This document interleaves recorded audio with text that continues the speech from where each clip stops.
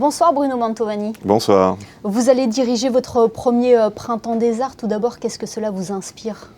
Beaucoup de joie de retourner en Principauté, puisque j'ai eu le plaisir d'être joué plusieurs fois en tant que compositeur dans ce merveilleux festival à l'époque où mon ami Marc Monet le dirigeait. Et puis évidemment beaucoup d'impatience de retrouver une forme de normalité après les 2 années si complexes que le monde musical vient de traverser. Se dire qu'on peut aller au concert, écouter des œuvres, ne pas être dans la dernière minute qui nous a tant pollué l'existence depuis quelques mois, à se dire est-ce qu'il va y avoir une annulation, est-ce que tel artiste va pouvoir finalement franchir les frontières, est quand même un grand plaisir. Donc c'est une forme de soulagement, étrangement. Appréhender l'histoire avec un regard contemporain, tel est l'objectif de votre mission à la tête du festival ? Oui, je pense qu'il n'y a rien de pire que d'aller dans un musée en ayant l'impression de parler une langue morte. C'est-à-dire, les œuvres, elles doivent nous questionner aujourd'hui, même si ce sont des œuvres du XVIIe, du XVIIIe siècle. Elles sont écoutées avec nos oreilles modernes aussi, qui ne sont pas les mêmes oreilles que celles qui étaient celles de la création. Donc pour moi, si vous voulez, il n'y a pas de patrimoine, il n'y a que de l'actualité. Et cette actualité, elle est toute notre histoire. Donc en effet, mettre en perspective des œuvres qui ont été écrites à plusieurs siècles de différence, mais qui partagent une problématique, qui partagent, je ne sais pas, certains points communs, est un petit jeu intellectuel et sensible, évidemment, qui m'intéresse particulièrement, y compris dans mon travail de compositeur d'ailleurs. Et le rapport avec le passé, pour vous, est essentiel, hein ? Oui, parce que le passé, c'est ce qui vous donne des points de repère, c'est ce qui vous donne la culture, c'est ce qui vous donne en fait les fondamentaux d'une forme de langue commune. Un contraste chez Mozart et un contraste chez Pierre Boulez, ça reste un contraste, c'est-à-dire quelque chose qui crée chez vous une poussée d'adrénaline, une espèce de montée de tension. Et donc, je pense qu'on apprend l'actualité par l'histoire, par le passé. D'où le choix du thème de cette année, je le cite, « Ma fin et mon commencement ». Opus numéro 1. Oui, parce que sans vouloir dévoiler ce qui va se passer en 2023, en 2024, cette thématique va iriser les prochaines éditions du festival. Ma fin et mon commencement, à l'origine, c'est une œuvre, c'est un rondeau de Guillaume de Machaut, compositeur du premier concert de ce Printemps des Arts 2022. Et c'est une œuvre qui est un peu cyclique, c'est-à-dire elle pourrait être jouée presque éternellement. Elle tourne sur elle-même. Je ne vais pas rentrer plus en détail sur les problématiques d'écriture, mais c'est aussi une conception théologique, c'est-à-dire la fin de la vie terrestre devient le début de la vie céleste, mais c'est aussi, est-ce qu'il n'y a pas un cycle de la vie, et donc, par extension, est-ce qu'il n'y a pas un cycle chez le Créateur ?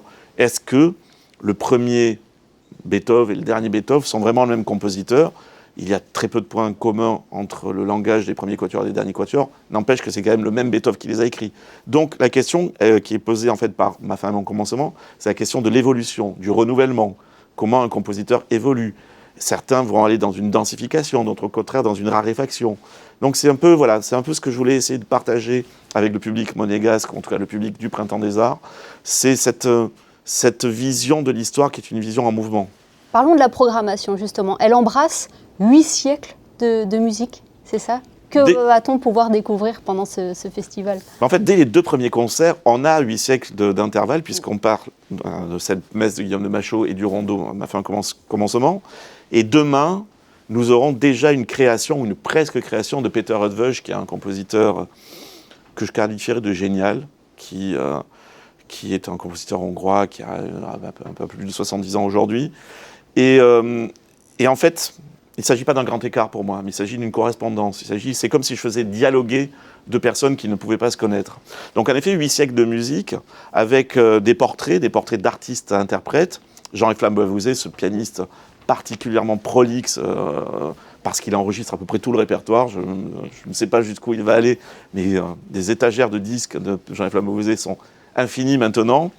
Et à la fois avec l'Orchestre de Strasbourg, mais aussi en récital, va nous donner justement un aperçu de production extrême, de jeunesse et de maturité de plusieurs compositeurs.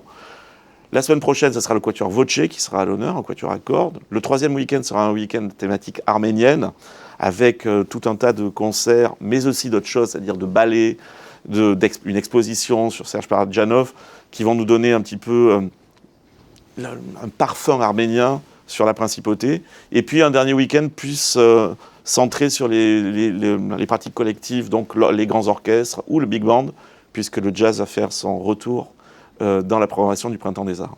Vous l'avez dit en début d'entretien, c'est un festival particulier pour vous, vous le dirigez, mais vous vous êtes également produit à Monaco en tant que compositeur et chef d'orchestre.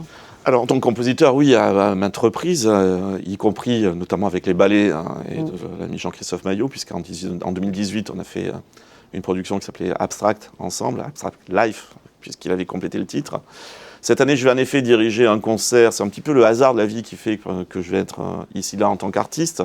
Il se trouve que je devais faire un concert à Radio France avec l'Orchestre Philharmonique de Radio France cette semaine, qui est donc, je crois que le concert parisien était le 1er avril. Et j'ai proposé à l'orchestre de les inviter de venir faire le même concert la veille à Monte-Carlo, en avant-première presque. Donc, et donc en véritable première maintenant. Donc, mais je n'ai pas vocation non plus à me programmer, à être présent en tant que compositeur-chef. Les hasards de la vie font que cette année c'est le cas, mais dans l'avenir, il y a tellement de magnifique musique à programmer et de merveilleux compositeurs vivants à jouer que je serai évidemment en retrait de ce côté-là. On rappelle que la programmation est disponible sur le site officiel du Printemps des Arts. Merci infiniment Bruno Mantovani d'avoir été avec nous dans les studios de Monaco Info. Merci à vous.